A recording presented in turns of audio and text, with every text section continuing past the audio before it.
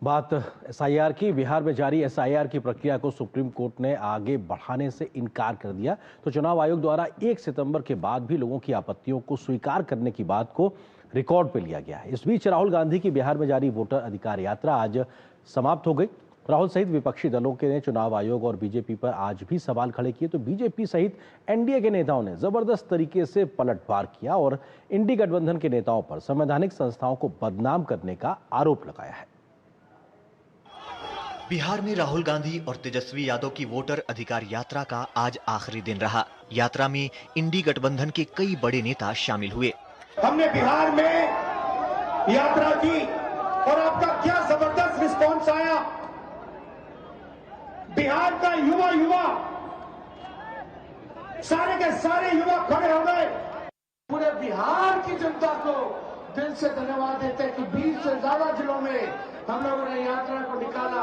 1300 kilometre से भी अधिक हम लोग जो है चलने का काम किए।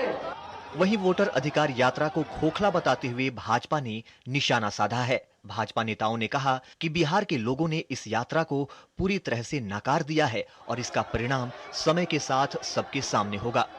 याद है ना, मोहब्बत की दुकान लेके चले थे अपनी यात्रा में, याद है कि भूल गए आप लोग? उस मोहब्बत की दुकान में कितना नफरत परोसा ये भी आप जानते हैं। नफरत ही परोसे, अब आप एटम बम और हाइड्रोजन बम की बात बोलते हैं। ये देश को समझना चाहिए, राहुल गांधी गैर जिम्मेवार हैं। इस देश को समझना चाहिए, राहुल गांधी इज इररिस्पॉन्सिबल।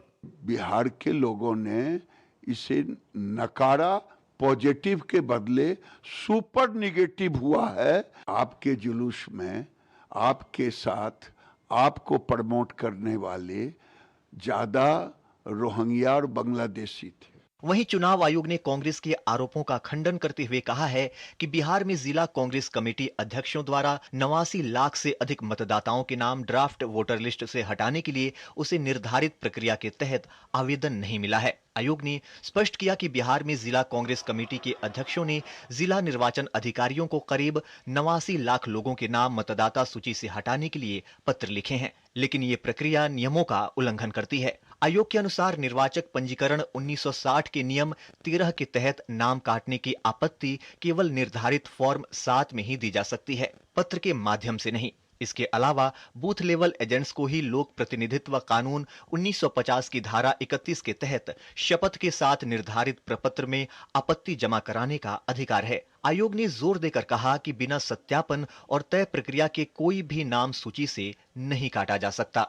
वहीं दूसरी ओर सुप्रीम कोर्ट ने ड्राफ्ट वोटर लिस्ट पर दावा और आपत्ति जमा करने की तारीख 1 सितंबर से आगे बढ़ाने से इनकार कर दिया है। कोर्ट ने चुनाव आयोग के इस आश्वासन को रिकॉर्ड पर लिया कि 1 सितंबर की डेडलाइन के बाद भी ड्राफ्ट वोटर लिस्ट को लेकर लोग अपनी आपत्ति या दावा पेश कर सकते हैं। आयोग ने आश्वस्त किया कि नामांकन की आखिरी तारीख तक लोगों के नाम वोटर लिस्ट में जोड़ने काटने का काम होता रहेगा।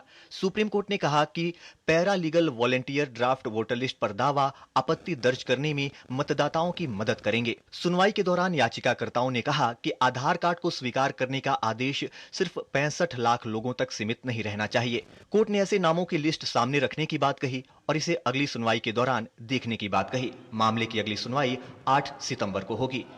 Bureau report, DD news.